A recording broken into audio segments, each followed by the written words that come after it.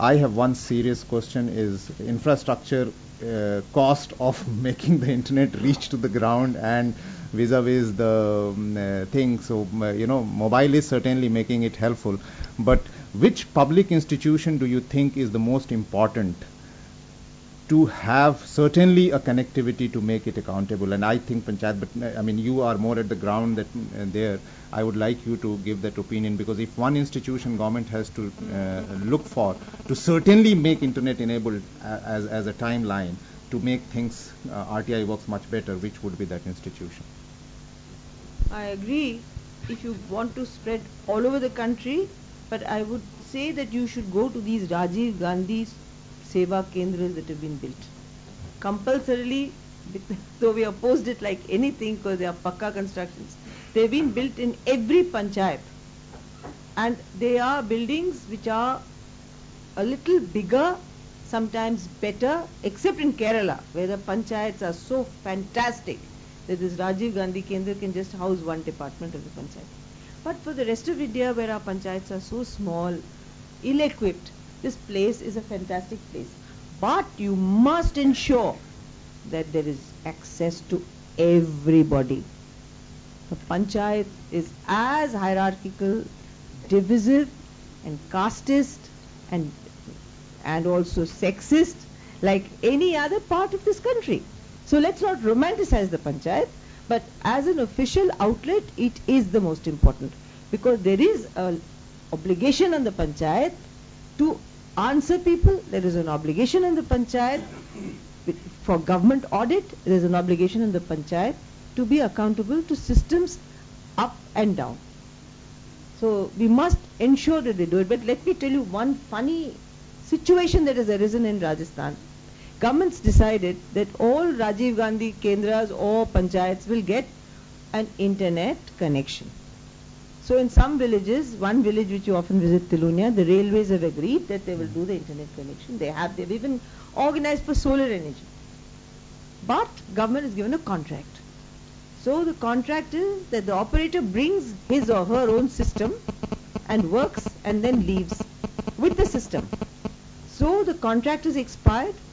There's everything else, but there is no worker and there's no instrument.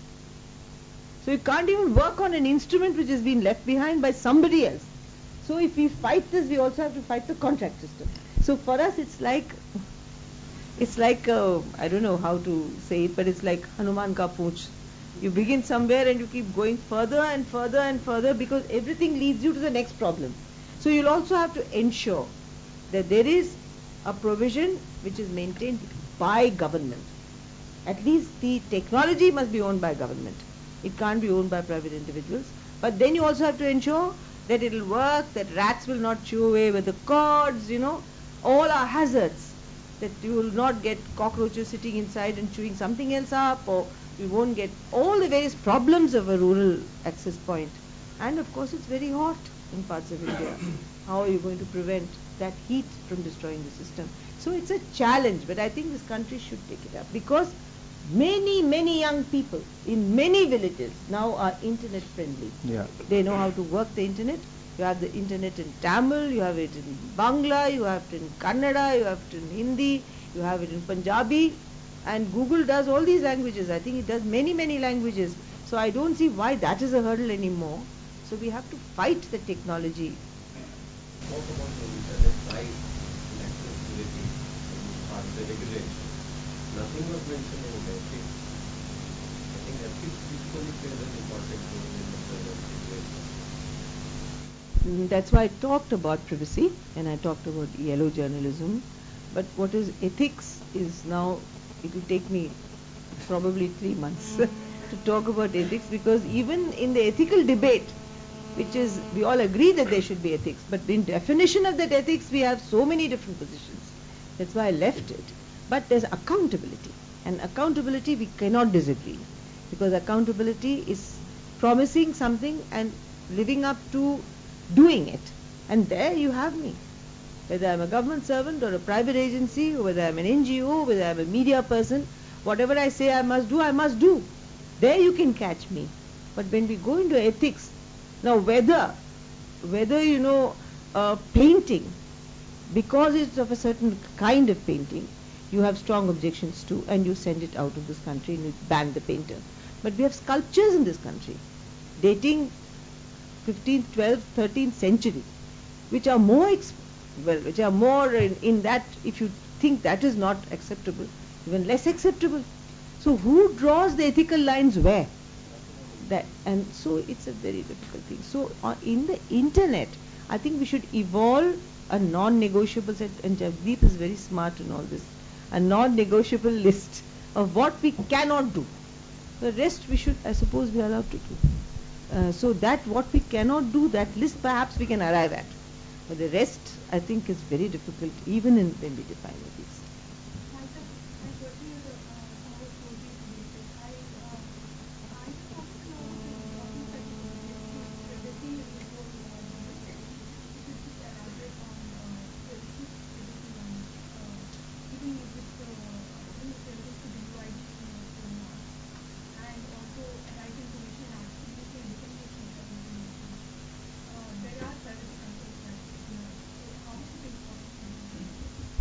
I think I believe that as important as the right to information is the right to privacy. And I think an invasion of your privacy by the state is the least acceptable to me. And therefore, UID is a complete, I mean, many of you may disagree with me, completely putting me on the wall on a pin. You know my caste, you know my inclinations, you know everything. And this information, unfortunately, the government has not been able to tell us who will house this information. And that information, if it goes to a private body, that might be motivated by anything. And let's not have this foolish notion that private bodies are more ethical than government. I do not believe it. And not because there is a projection that I am in the NAC and therefore I am with the government. I am not part of the government. I am only advising the government on social policy. And because my main mandate and my main group of people I represent are very poor people, we have to get our toe in anywhere, and if the social policy is going to be impacted, I'll go wherever it's necessary to speak and influence. I'm not part of the present government in any other sense.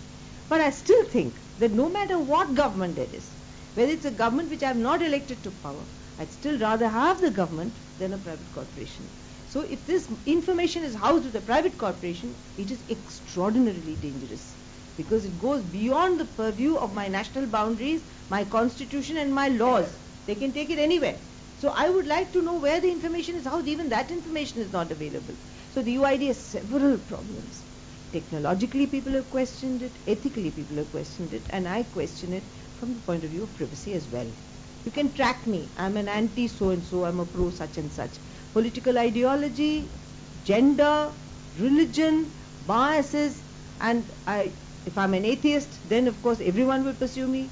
If I'm of one religion, the others will pursue me. It's impossible in this country. And I think this information also is recorded. So there are issues.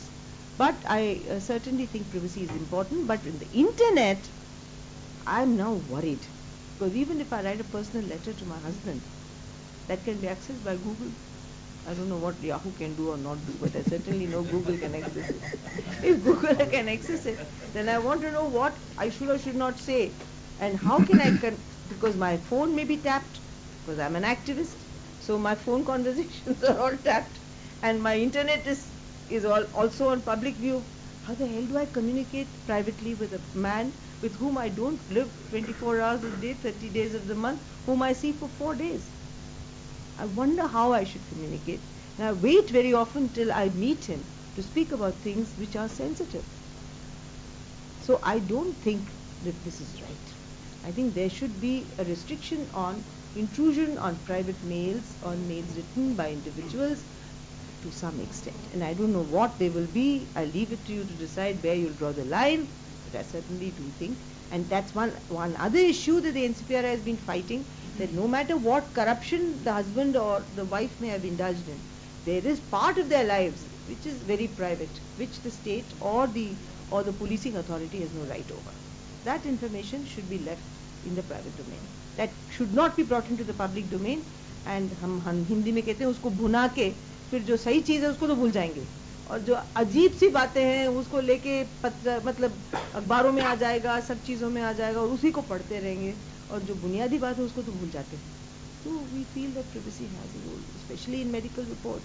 So many other things.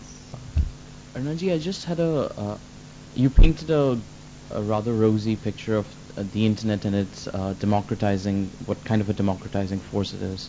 To play devil's advocate, I'm wondering, doesn't the internet actually empower those who already have more power? So those who already have internet connections. To give an example, right now the government is looking at social media as a way of reaching out to citizens and actually listening to them, etc., more effectively. But unfortunately, the people who are on social media right now are those who already are the elite. So wouldn't it actually encourage a feedback loop of the elite with the government and make the government more responsive to the elite rather than the poor? The problem is that every technology that comes, every single technology that comes, is usurped and owned by the elite.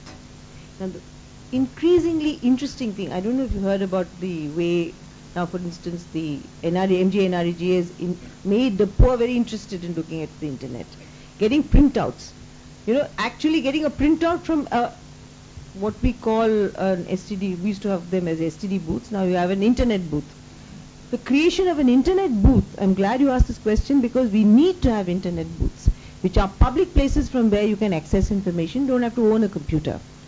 Now that must be built into the scheme of things.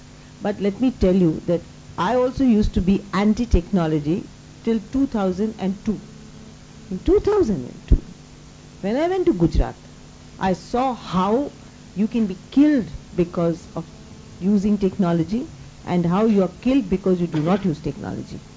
From then onwards, whether it is the mobile phone or whether it's the internet or whether it's this fancy, what do you call it? I don't know. Tablet PC. Tablet, which Osama gave Bunker, my husband, which I saw and sometimes use. I understand that all these things have a political connotation.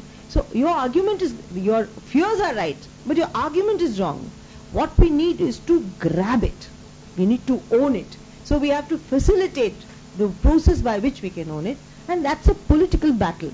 I don't really think it's a technological battle. It's a political battle, and that's why I think people like us are interested in it. If it was just technology, we would not be. Osama would be more interested than I. My interest is that it has to, when I may say political, for the sake of general information, it's not political parties, but of power. The transfer of power to people will only take place when we use every tool as effectively as our opponents do.